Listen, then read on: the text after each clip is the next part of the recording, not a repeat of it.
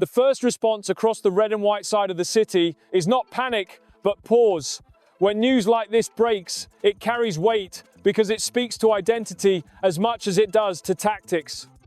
Supporters have become accustomed to stability at the top level again, and any change involving the senior squad now feels considered rather than reactive.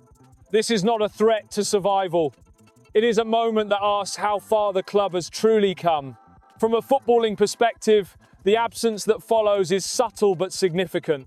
The midfielder involved has acted as a stabiliser between the lines, someone who eased transitions when matches became stretched and opponents pressed aggressively. Within the current head coach's framework, he was less a headline figure and more the connective tissue.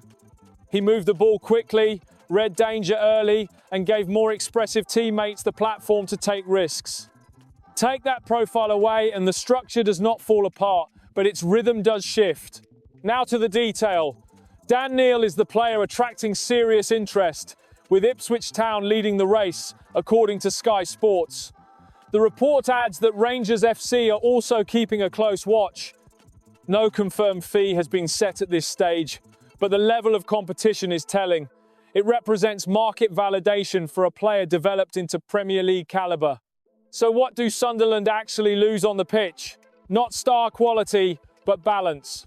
Neil's value lay in his timing. He knew when to slow the game, when to step forward, and when to hold his position. In a league where margins are tight, that awareness saves points over a season.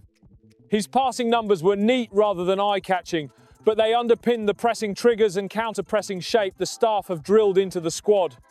Technically, this is about losing a metronome, not a match winner. The response, however, is likely to have been mapped out well before the headlines. Under Kirill Louis-Dreyfus, squad planning has favoured projection over reaction. The wage structure benefits from this approach, and the midfield hierarchy is already defined. The immediate internal solution is a younger profile who has been introduced carefully, trusted in late-game situations, and prepared for longer spells. Beyond that, recruitment will not chase reputation. Expect data-led decisions that prioritise endurance, press resistance, and progressive passing over name recognition.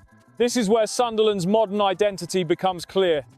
5 years ago, losing a homegrown regular would have felt like a step backwards. In 2026, it reads as asset management. The club are no longer holding on for dear life. They are refining players and reinvesting at a higher level. If an external replacement arrives, it will be someone ready to meet the tempo demands of Premier League football straight away, not a project requiring patience the calendar does not allow. For Ipswich, the move signals ambition. For Sunderland, it confirms standing. Players are not being taken from a rebuilding side, but from an established one. That distinction matters. It reshapes how replacements are identified and how risk is measured. So the question facing supporters is not emotional but strategic. Has the squad been weakened in the short term, or is this simply another calculated step towards a deeper, more flexible group capable of raising standards further?